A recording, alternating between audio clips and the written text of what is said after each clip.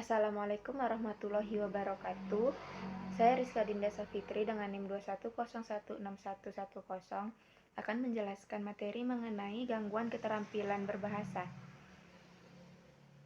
Gangguan keterampilan berbahasa terdapat 4 keterampilan. Yang pertama, gangguan keterampilan menyimak. Kemampuan menyimak adalah kemampuan berbahasa yang dimiliki oleh manusia dalam pemerolehan bahasa. Menyimak bukan merupakan hal yang mudah, karena dalam proses menyimak, kita perlu mendapatkan informasi yang benar, sesuai dengan informasi yang diberikan oleh pembicara, sehingga kegagalan dalam menerima dan memahami pesan dapat berakibat gagalnya dalam proses komunikasi. Oleh sebab itu, apabila kita dapat menjadi seorang penyimak yang baik, maka kita dapat memperbaiki produktivitas kita dan dapat menghindari konflik dan salah paham. Kendala menyimak dapat berasal dari faktor internal dan eksternal. Yang pertama, kita bahas kendala faktor internal. Dalam kendala faktor internal terdapat beberapa faktor lainnya. Yang pertama, faktor fisik. Dalam faktor fisik, seorang penyimak yang tidak siap untuk menyimak, misalnya lelah, mengantuk, sakit, tidak enak badan, sedang mabuk, dan sebagainya. Yang kedua, faktor mental atau kejiwaan. Penyimak juga tidak kondusif untuk menyimak, misalnya sedang banyak pikiran atau masalah, baik masalah di rumah, kantor, sekolah, masyarakat, atau di mana saja, dan dengan siapa saja. Hal ini akan membuat si penyimak larut dalam pikirannya, sehingga ia tidak bisa konsentrasi. Yang kedua, kendala faktor eksternal. Yang pertama yaitu faktor inhibisi, yakni segala bentuk gangguan berupa suara, cahaya, udara, dan sebagainya yang diterima tubuh atau indera manusia dalam takaran yang tidak normal. Contohnya suara bising, cahaya lampu terlalu terang atau terlalu gelap sehingga menyilaukan mata, cuaca yang panas atau dingin, dan sebagainya.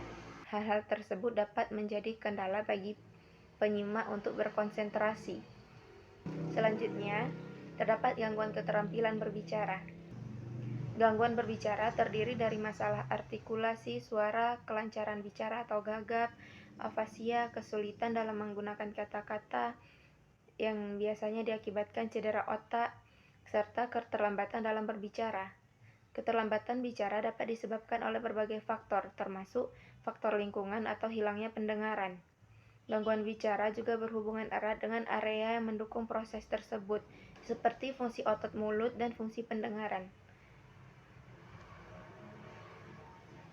Keterlambatan dan gangguan bisa dimulai dari bentuk yang sederhana, seperti bunyi suara yang tidak normal, sengau atau serak, sampai tidak mampu untuk mengerti atau menggunakan bahasa, atau ketidakmampuan mekanisme motorik oral dalam fungsi untuk bicaranya. Kemudian yang ketiga ada gangguan keterampilan membaca. Ada beberapa hal yang termasuk ke dalam gangguan keterampilan membaca. Yang pertama, disgrafia.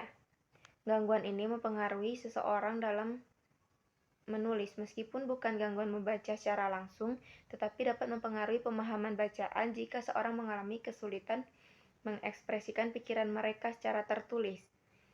Kemudian yang kedua, gangguan pemrosesan visual.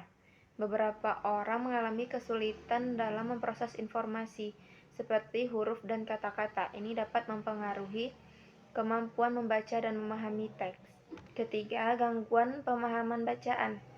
Orang yang mengalami gangguan ini mungkin dapat menguraikan kata-kata dengan baik, tetapi mereka kesulitan memahami makna teks atau menarik kesimpulan dari bacaan. Yang keempat, gangguan persepsi auditif. Kesulitan dalam proses informasi auditori seperti bunyi huruf dapat mempengaruhi kemampuan membaca seseorang.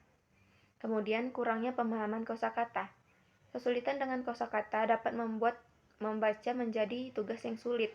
Jika seorang tidak memahami arti kata, pemahaman bacaan secara keseluruhan bisa terpengaruh. Yang terakhir, yaitu gangguan fokus dan perhatian. Kesulitan dalam mempertahankan fokus dan perhatian pada teks yang dibaca dapat menghambat kemampuan membaca. Kemudian, ada gangguan keterampilan menulis. Gangguan keterampilan menulis yang mencakup kesulitan membuat huruf atau kata-kata dengan tangan. Orang dengan disgrafia mungkin mengalami kesulitan dalam mengontrol pena atau pensil menjadi ukuran huruf yang konsisten, atau mengatur spasial dalam menulis. Namun ada beberapa faktor lainnya. Yang pertama, pengolahan sensorik motorik. Gangguan ini melibatkan kesulitan dalam mengkoordinasikan gerakan tangan dan mata yang diperlukan untuk menulis. Kemudian kesulitan mengorganisir ide. Beberapa orang mungkin mengalami kesulitan dalam menyusun dan mengorganisir ide-ide mereka secara logis dalam bentuk tulisan. Hal ini dapat menghambat kemampuan mereka dalam menyampaikan pesan yang jelas. Kemudian, gangguan ortografi. Orang dengan gangguan ini mungkin memiliki kesulitan dalam mengeja kata-kata dengan benar. Hal ini mempengaruhi keterampilan menulis dan dapat membuat tulisan sulit dipahami. Kemudian, kurangnya keterampilan kosakata. Kesulitan dengan kosakata dapat membatasi keberagaman kata-kata yang digunakan dalam menulis dan mempengaruhi ekspresi yang kurang tepat. Kemudian gangguan fungsi eksekutif. Fungsi eksekutif melibatkan kemampuan untuk merencanakan, mengatur, dan mengevakuasi tugas. Gangguan fungsi eksekutif. Fungsi eksekutif melibatkan kemampuan untuk merencanakan, mengatur, dan mengevakuasi tugas. Gangguan fungsi eksekutif dapat menghambat kemampuan seseorang untuk mengolah waktu, merencanakan tulisan, dan mengevaluasi pekerjaan mereka. Sekian penyampaian materi dari saya mengenai keterampilan gangguan berbahasa. Jika terdapat kesalahan dalam penyampaian, mohon dimaafkan. Wassalamualaikum warahmatullahi wabarakatuh.